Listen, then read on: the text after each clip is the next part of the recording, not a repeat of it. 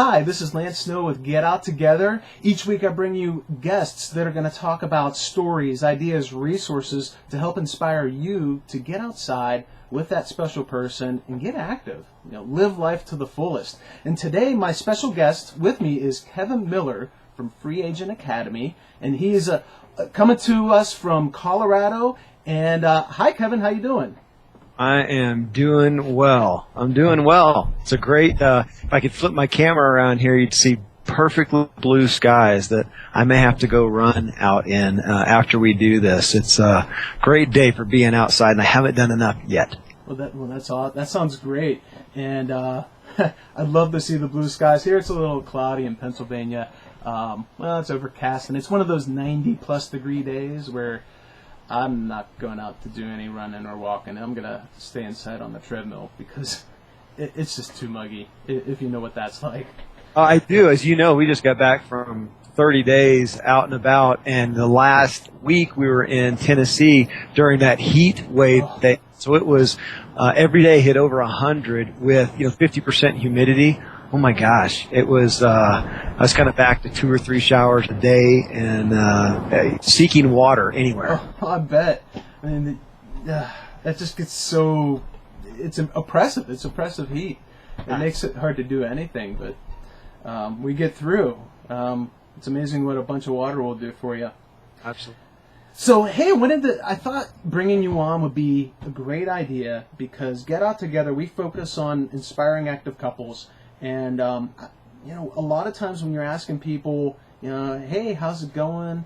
Or, hey, what have you been up to? Most people reply with, I'm busy. I'm so busy. I don't have time to do anything I want to do. Work's crazy. Taking care of the kids is crazy. Just everything's going on. And I thought you would be great to come on because a couple things. Number one, when I look at you, I know you've got an incredible business that you've built and brand. You've got a family that you're incredibly active and involved in.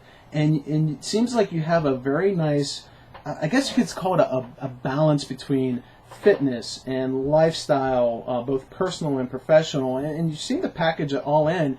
And what's amazing is you're like most people. You put on your pants one leg at a time, and you've got 24 hours just as I do, just as anyone else watching us does. So I thought it would be great to bring you on and just get some of Kevin Miller's secrets on how do you make it work? How do you manage all these things? And that's the first part of it. And the second part of it is your business really kind of focuses, maybe not directly, but indirectly on lifestyle designs. So I just thought between those two things, you'd be a great guest for the show, and wanted to pick your brain.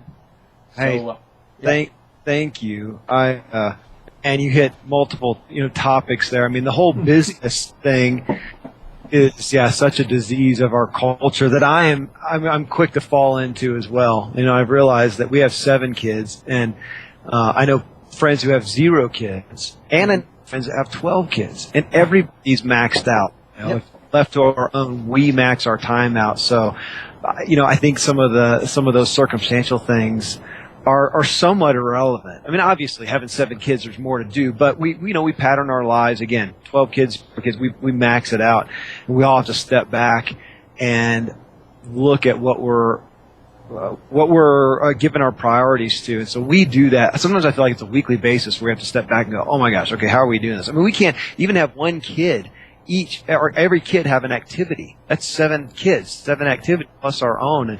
And there's some things that we say no to that I think, that our kids aren't able to do that other kids are. It may seem unfair. Now they get other things that other kids don't, so I think it equals out. But there's a lot of things that we say no to that are hard to, but we have to preserve what we feel is best in that priority list and constantly look at it. I mean, as far as health and wellness, it helps that my wife and I were really active before we came together, before we got married. When we got married, I was racing bikes professionally. And real quick, had kids, and I had bikes for the kids, and it was part of life. We were still going to bike races. So it's always been kind of integrated in. Mm-hmm. And it's helped us to not look at, well, you know what, and I'll say, and I spent 2 years, I will have to pull this out. When my first kid was born, had some medical problems, and I had my one gig with a real job, the traditional employment. I spent 2 years sitting in an office, and I quit cycling, and I did nothing. I still can't believe I did that. I did nothing. Running, I wasn't riding. I didn't really even gain weight. I just kind of gave up some muscle for some fat. I started getting allergies. I started getting sick like I had never been before. Well, anyways, I left that, but realized that, man, staying well is not a luxury. It's a necessity. Otherwise, I don't have the energy, the stamina, the endurance, the alertness to do all the things that I do want to do, which, like is run a business, build a business, get my heart out on paper and in the world, and then help my wife do that and my kids do that, and to be up early with the little kids, which I have to be, and stay up late with the teenagers, run my business. I mean, to do all that, I can't do it unless I've got my body revved up. And so there's really not a day that goes by that I don't take off to do something, whether it's, right now I'm trying to work out and actually put some muscle on, but jump on the trampoline with the kids, something, just to rev the mind up. So I look at it as a responsibility. I realize that the culture still looks at it as a luxury or a vanity. I think a lot of people really leave it off as, well, that's just vain. Lifestyles of rich and famous, they get to go do stuff to stay fit and well. And being a guy who gets to walk with a lot of people who are changing their lives, make that a priority early, achieve that success they want to. It's not they achieve success and then they get to pursue health and wellness. It's a pursuing that and having that balance you talk about that enabled them. And I feel like I am. I have to. If I don't, I'm tired. I'm cranky. I'm not alert. I get ill. I don't know how people deal with that. And so I think it's a big shift for us that, again, we still have to look at, because it is really easy.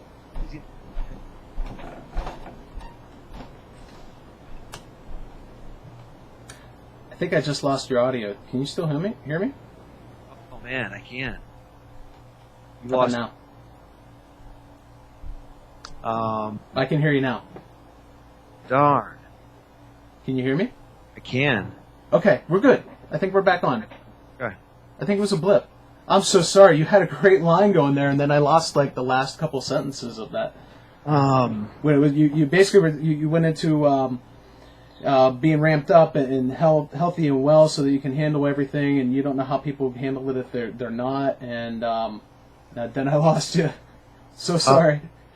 Gosh, no! You want me to pick up somewhere there? Yeah, that's all right. That's right, because you bring out some awesome points. I mean, I just went through this we just had a baby recently, and I was in the process of losing weight. I lost like 30 pounds since January, and with our previous children, I wasn't as fit, wasn't as working out, and for this one, I felt like I got a lot less sleep, and I did a lot more activity, and because I was staying healthy and I was maintaining weight and I was eating so much better, I had a lot more energy to tackle not only being a father of 3, which includes a baby, but also stay up with jobs and work and other commitments. So, that part of that life balance in order to stay fit, I think it has to be done purposefully, and I think that's what you're really, the core of what you're getting at is you've got to be out there.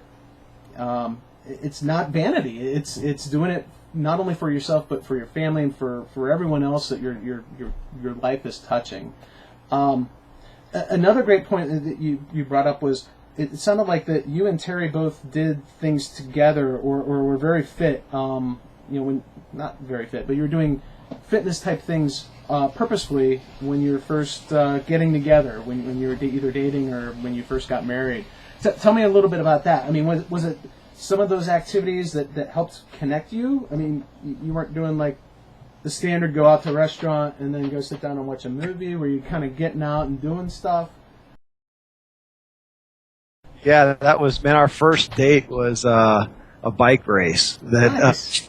She came to with me, and she was a dancer, singer, actress. And that's what she was paid for. She was at a theme park at that time doing outdoor musicals and so forth. So that's what we came around. Yeah, we didn't do a whole lot of movies and restaurants. We were going out and hiking and riding bikes and doing different activities that still today, that's still the core of what we do as a family for the most part. Not that we don't, watch a movie together or something like that. Right. It really was. It was, we love the adrenaline of that. We love to get outdoors, and that has never changed. That was a part of our own vitality that we enjoy, and I think we keep each other accountable in that as well. I think we're more apt sometimes to slough off if we're not together, but together we realize, okay, we need to get out. We need to get the kids out. We need to get them to turn off we don't have TV, but to even, the older kids have email, so they'll have the laptop out to turn it off and get outside. So that's a daily thing that they have. It's a big thing with the little kids. We've got 4 little ones. 2-year-old, 3-year-old, 6-year-old, 7-year-old, and there's not a day that goes by usually that we don't say, okay, outside time, going. Nice. Already out there. Which in the summer, they generally all of a sudden you realize that nobody's in the house and you wonder where they are, so we got to go hunt, find out where they are. But yeah, it's just become a part of our diet, kind of like that. Aspect. Adopt a diet we believe in and do it daily. And I say all this, it's a huge part of our life, health and wellness, but I also don't want to say it like we've just arrived, because it's a consistent effort, just like anything good is, to not fall into bad habits, to not let other things come in. And we're like every other family that all of a sudden we realize, oh my gosh, we've committed to a billion things. Mm-hmm. And we don't have time for health and wellness. And so we got to backtrack and go, okay, we got to start saying no to things. And so it's a constant measuring and constant looking at so that we stay on track. But I think the biggest thing is that once you're doing those healthy things, you realize the benefits, and it's a lot more acute, as you know, when you don't do them. And so it's just become a consistent thing. And the one thing, too, with having kids is realizing the lifetime impact we have on them. Their habits are being decided now for the most part. Yep. That's all my kids know is that Daddy's taken off for a run or a ride or a hike, and now they are. And so my older kids are running cross country, running track, out on the bike. They go for a hike. That's just part of life. I think I got little kids that have never been to a mall, They've never been to a big screen theater. It's just not something that we do much. Nothing against it, but there's only time, again, for so many things. And we just have to be efficient in our 7 kids. But I think anybody does. I look at a lot of people, and they say they don't have time for things, and I look at how inefficient they are. They're real quick to run across town for something, and later that day run across town for something. And, man, we really protect. We have to just protecting what we feel. Yeah, you bring up some really good stuff. When it comes, it sounds like you and Terry get on the same page together. Like you said, sometimes you're prioritizing weekly, but it sounds like you're in alignment with getting out, being active, doing things together, and you enjoy those things together. And I'm sure there's a lot of communication that goes on consistently. To bring up that word that you used, consistently on an ongoing basis that helps generate that lifestyle. And then I just love this. One of my theories is, I know it's true. It's not really a theory, but as parents, we're the leader of our household. So everything we do, our kids are watching.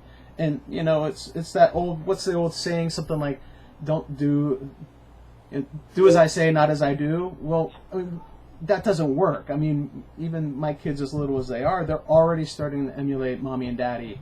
And I don't even feel comfortable, if I were to sit down with a whole bag of Oreos and chow them down right in front of them, what kind of message is that sending versus me getting up and, us going to the park and running around, or them knowing that daddy's going to help out at an adventure race, or my wife is training for a marathon, and they know that mommy needs to go out and run long distances, and they look up to that. They think that's cool. So, yeah, you're right. We're creating the habits for our kids, and that's just a nice side effect to getting out and being active and connecting with your spouse and doing what you love to do. Yeah, absolutely. Yeah, that's really having kids in general is just such an accountability. Yeah. Knowing that they're going to mirror what we do.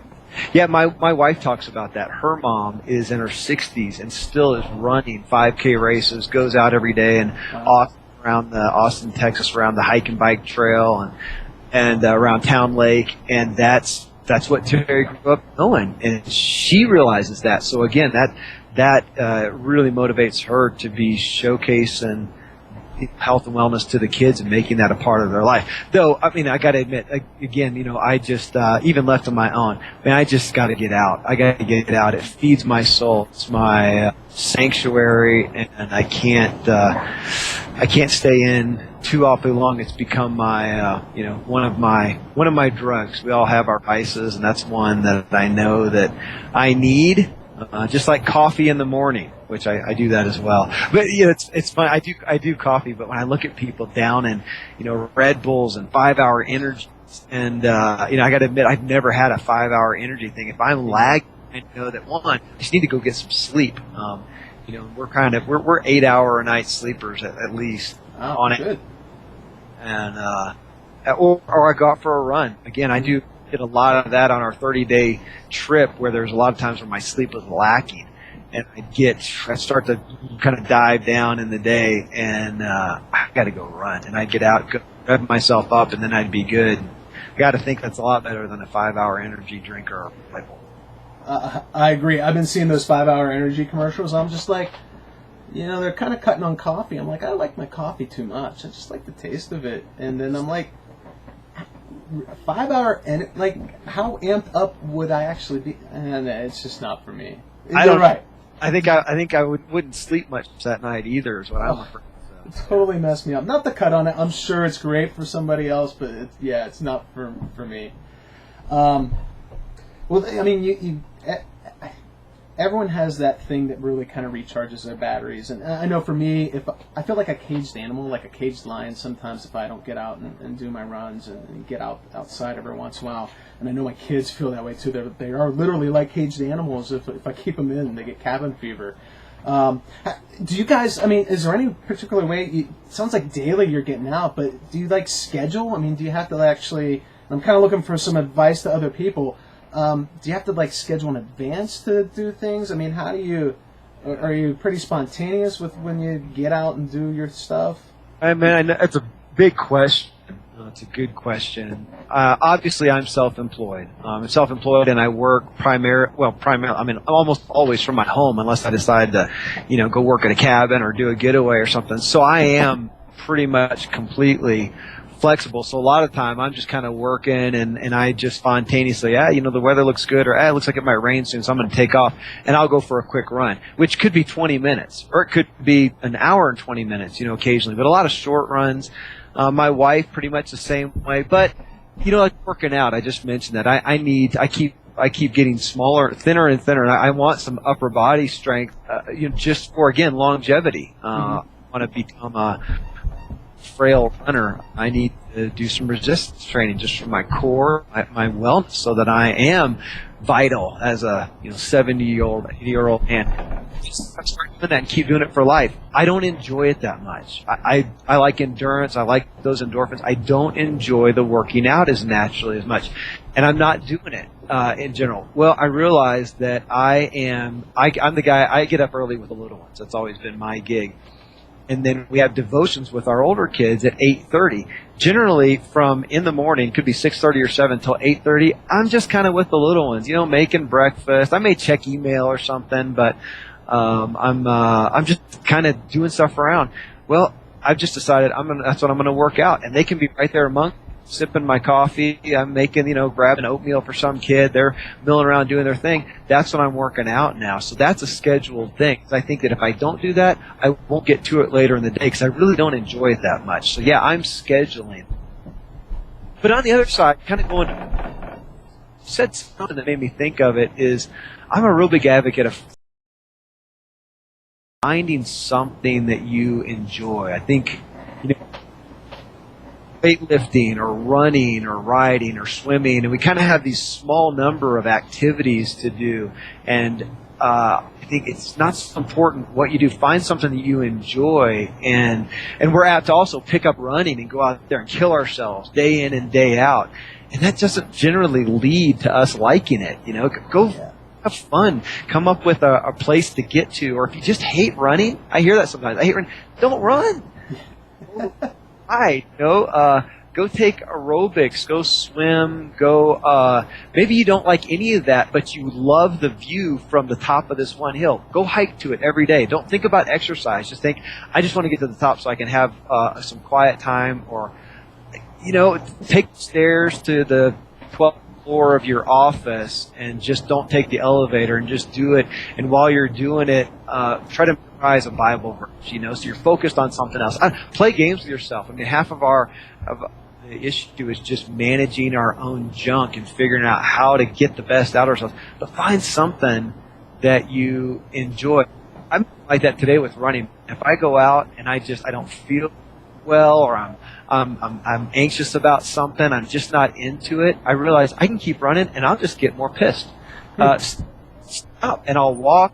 I'll look at the birds and the sky, and I'll cut my run short. Hey, at least I got out, got my heart rate up for 10 minutes, and that's fine. Because the next day, I may feel like $1,000,000, and I'll go for an hour and run like mad.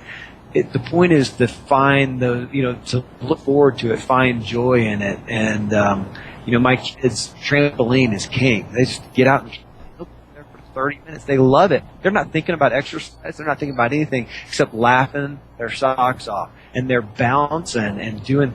And we as adults don't think about that. We have to make it a chore and have fun. Have fun. Exactly. You said it right there. Adults look at it as a chore. I mean, they feel like it's this thing that they have to do. It's like taking out the trash or doing the dishes. And it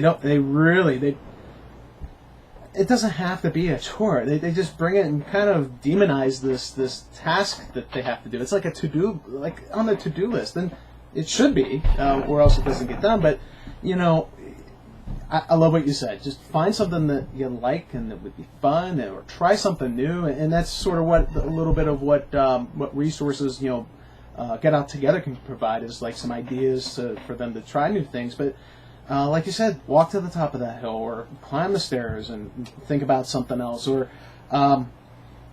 aerobics. I mean, some people are passionate about like yoga. I have a hard time getting into it, but some people love it. That's their thing. That's a life sport for them. That's great. Or golf even. I mean, they're riding on carts sometimes, but if they walk, boy, I can't think of a better life sport for someone to do.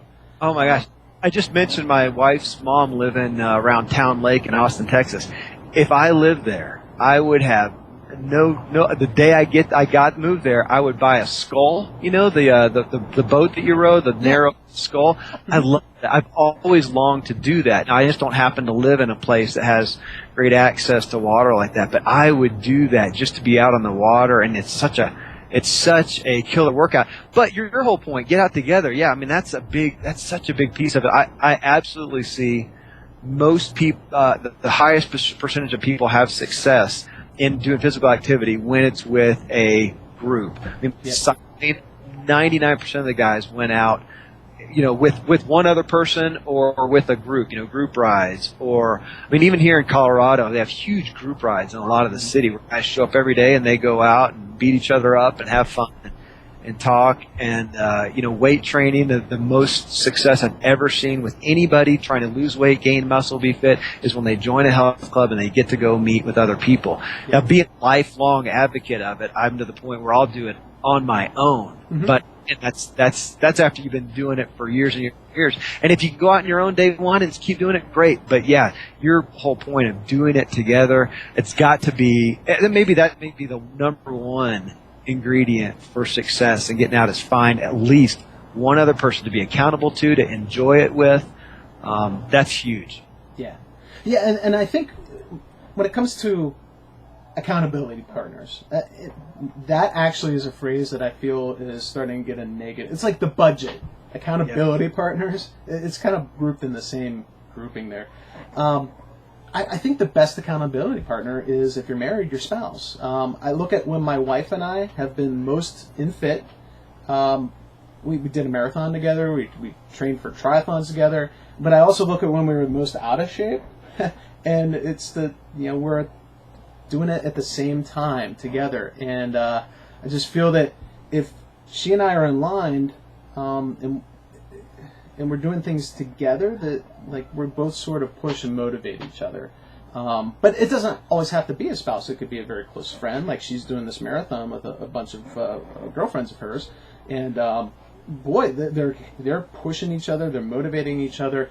So it is this accountability aspect of doing things together as a group that really inspires us to get out. Yeah. I used to love training on my own, but I find that the older I get and the more conflicting priorities that are out there, I need that support, either of my spouse or friends or someone else to help kind of push me and guide me along. And I get out there and I do it. And I also like to, like kind of your point, find something you like. I can't do one particular sport all the time. I like to mix it up. Like I used to be a huge mountain biker, but if I mountain biked all the time, I would go crazy and I'd probably get sick of it. So I had to switch it up with some swimming or some trail running or whatever, climbing. Doesn't matter. I would mix it up. So I mean that's part of the secret too. I think that's good. I transitioned from regular running, in the big fancy shoes, to more of a barefoot style, non-supported shoes last. Did too much too soon and hurt my feet. And I actually took off about 3 months. I mountain biked like mad. And I saw a guy, there's a lot of mountain biking around where I live, but I was watching a couple guys the other day as I was driving by and realized I want to go do that again. So I'm probably going to jump on that and start doing it. Start doing little bits of that too. But yeah, cross training, of course, with the weights but yeah, again, just even this is something I was talking to my kids about the other day. Just doing little bits, because they're more apt to not do it for days in a row and then try to go out for 2 hours. Mm-hmm. And the benefits come more from doing it every day. I'd rather they did 20 minutes a day than to do 2 hours on Saturday. That consistency, but even just little bits, which is what all the health, gurus, fitness gurus are saying. And I think people don't tend to believe it, but it really is 20 minutes a day. I can maintain a high level of fitness 20 minutes a day with an occasional long run, that'll pay off in a race that I might do. Mm-hmm. It's amazing to keep that going. Which, when you talked about accountability, I have to say that I think that's another great one.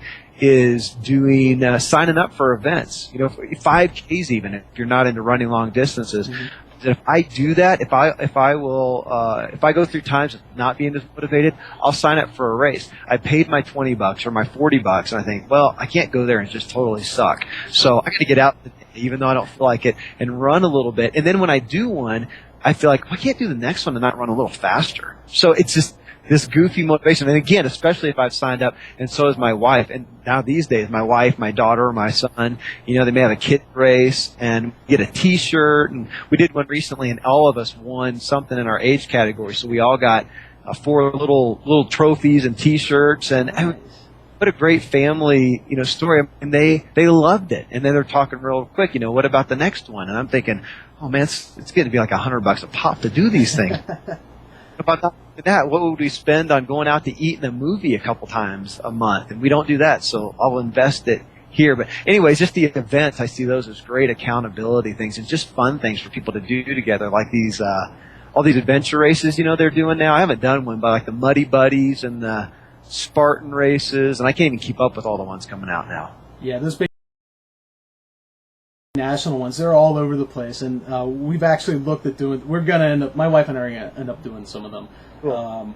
But I've also, there's some of the more traditional adventure races with the mountain biking, the kayaking, and those kind of things. And I actually started to do some of that a while ago, and I love it. I mean, it's just so many different disciplines. There's like navigation, orienteering, and it's so funny you said just sign up, because I was talking to one of the more elite adventure racers this weekend. I was helping out at a race, and she's just like, sign up.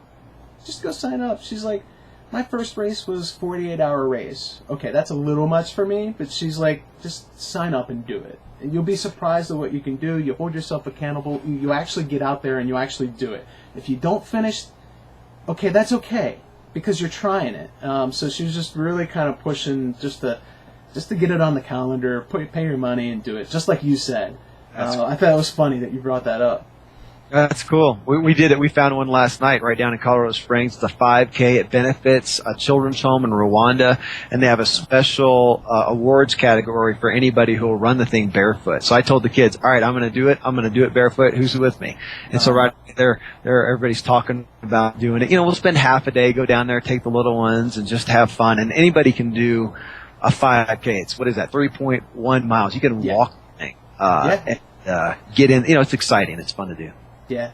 Well, I think it's great because you're kind of starting to peel back some of the layers. It's not just about getting out to do it, but it's talking about it too. It's like starting to get the idea and collaborate with your family, with your spouse, with friends, and come up with the ideas of something fun to do and then plan to do it. And that's part of the excitement of actually getting out and doing stuff, is not only the actual doing it, which is the whole purpose, but even planning it and looking at the calendars and picking a race. And I just think that was pretty cool.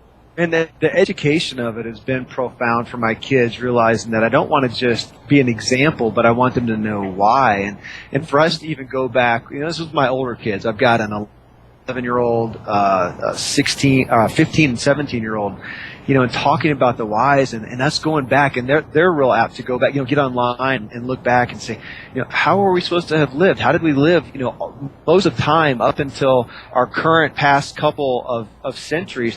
And we had to do physical activity to live, to run from a bear that's going to eat it, you know, to go 2 miles for our water, to go pick food and harvest it. We did so much physical activity. It's only in the, you know, since the Industrial Revolution and some of the mechanization and production lines that we've gotten to a point to where we don't have to do any physical activity. We can barely get out of bed, creep to the garage, drive the car to the parking tower, creep over to the elevator, go up, sit at our desk, repeat, and never get our heart rate above 60 and never break a sweat and do that for the rest of our lives. It's not what we were meant to be. And so getting my kids to start thinking about them, it's ridiculous.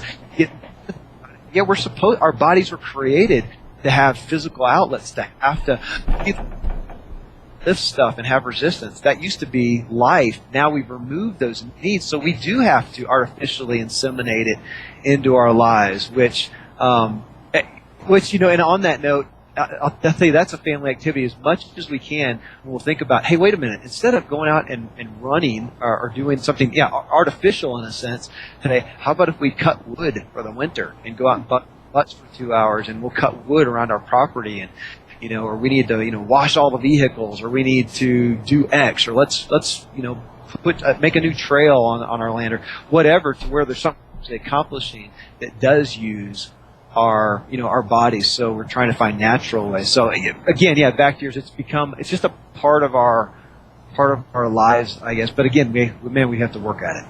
Yeah, you just gave me a bunch of great ideas from when my boys get a little bit older. You know, make a day out of having them do some chores, and not just mommy and daddy have to do them. Well, that hit me, Lance, because, you know, I thought, I can see people saying now, for me to go out and cut wood, to say, Kevin, how can that be worth your time? You know, you could pay somebody $7 an hour, $10 an hour, to buy a cord of wood and not do that while you work at what you do and make a lot more per hour. Well, sure, but then join the health club and go there to go artificially, you know, do something. Why don't I just kill two birds with one stone and go do what I would be paying somebody to do anyways and get a great workout out of that? And so we've had to do some paradigm shifting. Why on earth are we paying somebody to mow the yard and then we go out for a run? Why don't we just mow the yard, go along at a brisk pace and get a good workout and, you know, and do that? And so it's funny, some of the things that culturally we get into. And again, I've done it as well, that we stop and step back and go, wait a minute. The point is just to get some physical exertion. There's some dots I can connect here. That's awesome. No, that's a good point, because I think a lot of us miss that. You're absolutely right. Well, why do this when you can do this and have the same effect? That's very wise. That's some good wisdom. Well, it's just laughing at ourselves. So I want to kind of shift the gears just a little bit and talk about a little bit more about purposeful living. So we talked about how we have to you know, be fit on purpose, and, you know, like we just shared, you just shared those examples of how you can do certain things that you would be doing anyway and not pay people, and just a lot of great stuff. But So if you could, I want to shift gears into the Free Agent Academy mode and talk about sort of the lifestyle design and what's Free Agent Academy do? What's it do for you? Like how have you benefited from having your own business and maybe even talk about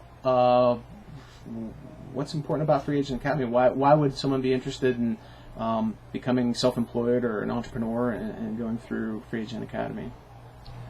Oh man, I mean, I've got a lot of heart in that, and this what helping people pursue self-employment. But then, as I did it, and realized that the thing that really is the passion of mine is finding what people care about, what they're compelled to do, what causes are important to them in their lives, what are they skilled to do, what are their abilities, talents, all those things, what were they uniquely made to do, what can they fulfill, and get them doing that full time. And it came out of meeting with a lot of guys where we're sharing coffee or lunch or whatever and talking about life, and realizing they have places in their lives that you can see their eyes light up. And yet the majority of their days are spent doing things that they do not care about. It just provides a paycheck. And that cutoff and the depression and despair and where they would try to fulfill that unmet desire of their hearts in other ways, which could be good, like fitness, or could be bad, which could be any variety of addictions. Mm-hmm. I started to get them doing that. And then, my favorite way to fully live out, find your purpose and live it out is self-employment, because I think you're most free to do that. And I believe in, owning your work instead of just renting it out. And so that's a lot of where Free Agent Academy was born. But I do enjoy the focus on whole life, for one, but then also realize that few people achieve overall success of lives in certain areas that are way out of whack, way in crisis. And so if we take somebody and try to help them just on their work, on a business, and try to focus on success there, and yet there's crisis happening somewhere else in their health and wellness, in their finances, in their marriage, in their relationships. If there's crisis somewhere else, no matter how hard we try, we're going to help them achieve success in this one area. So we had to, whether I liked it or not, we had to really look at the whole person in that. Thus, my Free Agent Academy now, people come in and we've got base camp here where we are looking at, okay, let's just take inventory of your life, which is what any good life coach is doing, or business coach should be doing anyways, right. Is when you sit down, even a financial type person, to sit down and just look at somebody's bank balance as they're trying to get out of debt is moot. It's folly. We've got to say, okay, where did this debt come from? What's happening in your lives? How much are you making at work? Is work making sense? You've got to look at a whole life approach. So at Free Agent Academy, we look at that. Let's take 3 of these key areas, 8 key areas that you're looking at, where you're. These are areas that we don't address, and we don't have to have perfection, but just have a plan and know where you're at. If we don't, no matter how much effort and wisdom and great counsel and great curriculum and great leaders we have that can help you with your vocation, find purpose and your vocation and maybe this, if these other areas are addressed, chances are we're going to fail. That makes us look bad and gets you frustrated. So it was really a have-to in that. Aside from the fact that I do love looking at life, but I realized it in my own life. That was my story. I went after some great business ideas with passions, but I had other areas I wasn't addressing. I was making really bad financial decisions. I didn't always have my wife's buy-in. I was kind of pulling her along with things, and those 2 areas, derailed some of my business.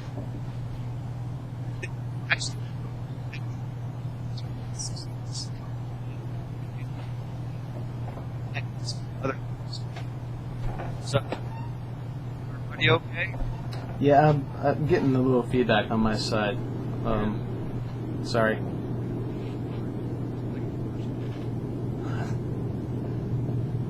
want me to keep rolling or me to pause? I think we're okay. Well, that is the impetus. I mean, why I came to what why even this is going to help this world there. And we've seen people have a great idea, something that connects with their heart. We get good branding around it, a website. I mean, there's no reason it shouldn't succeed, in essence, but they don't have the energy to do it while they still be holding their day job, paying the bills. They don't have enough energy, or they're just flat sick. We've had some people come to us and say, hey, I need to be self-employed because I can't keep a regular job because my health is so bad. And of course, my response is, geez, if your health is in that bad a shape, we're probably not going to be able to get something successful going on the self-employment side. We've got to shore that up. That's going to derail you no matter where you go. So again, this whole life aspect is just what I've seen as a necessity in my own life and then in other people. And man, just that aspect of so many people going after areas of success in their lives that fail because they don't take that overall inventory. Again, doesn't mean we have to be perfect in every area. It's impossible. I still struggle with making good financial decisions. I can't even balance my checkbook. Thank goodness my wife does. I still struggle in areas, bad habits, negative patterns, but addressing them, having them out on the table, and figuring out ways to manage my sorry self is what helps me get anything out. Well, really it boils down to, and this is why I like it. It is something that most people don't like to do, which is try to understand themselves and what's going on, and it's an awareness. It's to quote a friend of mine who produces adventure races, it's situational awareness. And when he speaks of it, it's in terms of adventure type sports where you have to be aware of your surroundings and everything that's going on. But that's true for life too. We need to be aware of our situations financially, with our health, with relationships, and it's all about understand what's going on and not hiding from it. I mean, I know people who never balance their checkbooks, and they're always in some type of financial problem, and they're always in debt, and but they're just scared to peel it back and figure out what's going on and track their spending. And I think that's what you're really kind of talking to, is understanding yourself and what's going on underneath, so that you can build a sustainable business if that's what you want to do, and then finding that passion. Because you can't really pursue the passion without addressing all these other things that are underlying. Again, it's balance, like you said. It is. It's the pursuit of balance. At least I heard somebody say recently that having balance is impossible. And when they really broke it down, I thought, yeah, you're probably right. Yeah. It's the pursuit, at least, and we're constantly, it's constantly in flux. But I found that if I'm not constantly working at it on a daily basis, that one area is just going to stay depleted and have big consequences out of that. So it's that constant effort of give and take, out of there. It's no different than, reading the Bible once and thinking you're good, as opposed to following the Scripture. It says, no, every day you got to be in here renewing your mind. I see that. It's that constant taking stock. And yeah, you keep coming back to spouse, man. Having my wife, having us be on the same page is paramount. Obviously, if you're single, you don't have to do that, but being married, it's a huge. For us, we have to be on the same page. Otherwise, we go downhill quick. Yeah. I mean, from big examples to little examples, I've found personally that if I'm not on the same page with my wife, that something gets derailed quickly. Like you find out pretty quick if you're not on the same page. It's just, I thought you said no, I said, and it just kind of spirals. So it's all about being in alignment with them and yourself. I definitely appreciate that. So I just want to come back to some advice. So, we've got some viewers that they're listening to this, and they're thinking, all right, I want to get out. I want to be active. What advice would you give them, Kevin, to inspire them to get out there and be active? What would you suggest? Stepping back, just stopping, setting aside some time, stepping back, and saying that where do I want to be, in the future? Put the timeline that does it for you. Some people don't like the long term, So where do you want to be in 6 months? Where do you want to be in 5 years? Pick whatever does it for you. Where do you want to be? Who do you want to be? And what's it going to take? And then just taking that audit of life. And I'm not talking about some 3-day ordeal. I mean, you can do this in a handful of hours. Get out a piece of paper and jot some stuff down, and talk about what is okay with the current situation you're in and what's not okay. What are you not okay with continuing in, or a consequence or reality being, a year down the road or 2 years down the road, and then what's it going to take? And then looking at figuring out daily, weekly, monthly, time budget. I mean, that's been the biggest thing for us. We're so apt as a culture to just take something on new and go after something. Yeah, I'm motivated and I'm going to take action, which is the big thing of all inspirational, motivational speakers. Get inspired and take action. We do that without realizing, what, our life is totally full now. So what, we're just going to add something? Absolute failure is guaranteed in that. We have to stop and say, okay, what am I going to commit to? And really for life. I mean, when we, just like with food, I've never done a diet necessarily. We have a diet. It's the diet that we do. And we talk about that with cultures, that people in Zimbabwe have a specific type of diet. People in, in areas, different areas of Japan have similar but differing diets depending on what's available and whatever. We all have these. Well, me with myself and my family, we have a diet that we've looked at and do what we do eat, what we don't eat for the most part, and that's it. It's not for a month or a day, a year. That's just it. And we have our times of festivities where we go nuts and and have something outside that. But we have a consistent. Same thing with our health and wellness. Same thing with our spiritual lives. We have a diet, a daily diet of where our time goes, where our effort goes, that we aspire to. We fail constantly, but we aspire to it. And every day, if we miss it, we get back on track the next day. But that's it. So to look again at, if you want to be well, if you want to be physically well, what are you going to do, and how's that going to fit in? Again, there's going to be cycles. If you need to lose 100 pounds, you're going to be doing something for a year that you may, after you lose that 100 pounds, not have to continue at the same rate, or you may be able to change it or whatever. But there's going to be, again, it's going to be cyclical. Whatever you start, you're going to lose momentum. You're going to hit a stumbling block, and you just get back up the next day or the next week or the next month and start it up again and look long term. So I think that not looking at short term fixes. It's like my best friend, who's one of my best friends, doctor, and he started his own practice because he was tired of just fixing problems. He wanted to solve them. He wanted to heal, so they didn't have to come back and see him again for the same thing. So he's focused on, hey, I can help you in the moment, but let's fix this long term by, again, a lifestyle diet in a sense, in so many ways. So I think for people that when I see them succeed long term, it's when they've taken on a new belief, a new desire, and they said, this is what I want long term. This is what I want for life, and so I'm going to have to adopt this new thing long term. So and take baby steps, like they say. But it's again that big, I don't know how to do it outside of a big picture. Mm-hmm. That's a lot of. I personally don't know how to do it successfully, how to make those successful changes, unless I look at the big picture and say, what do I believe in? What am I aspiring to? And starting to backtrack from, okay, what do I do today, tomorrow, long term? Just like this weight stuff. I'd love to just, hey, I want to put on 10 pounds of weight, so I'm going to work out really hard for a little while.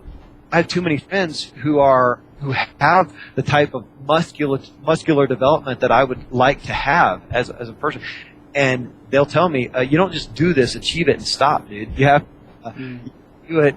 I talked to a friend who was here the other day. As a matter of fact, I did an interview with him, Steve Berkey, that we posted on at freeagentacademy.com last week. And people get fit, and I said, what are you doing? He says, hey, I'm at the point now where I don't do a lot, but 3 days a week at least, sometimes 4. I put in 30 minutes. I do these certain exercises. It keeps me at this level, and that's for life. And that was really impacting to me. Kevin, if I want to be different than the 6 foot tall, 155 pounds that I am, which is definitely on the slim side, I got to take on a new diet, for the long, maybe a little more at the beginning to get where I want to be, but then to sustain it, I got to do it for life, just like people do with their jobs. They go every day and they feed their dog or their kid every day. and they vacuum the floors every week and they do their laundry. It's just no different. I love it. It's looking at the long term, the big picture, but you've got to do those little things every single day. It's the little things done over a long period of time that yield the big results. And I love it. That's what it boils down to. And then you have to maintain. That great advice, Kevin. Thank you so much.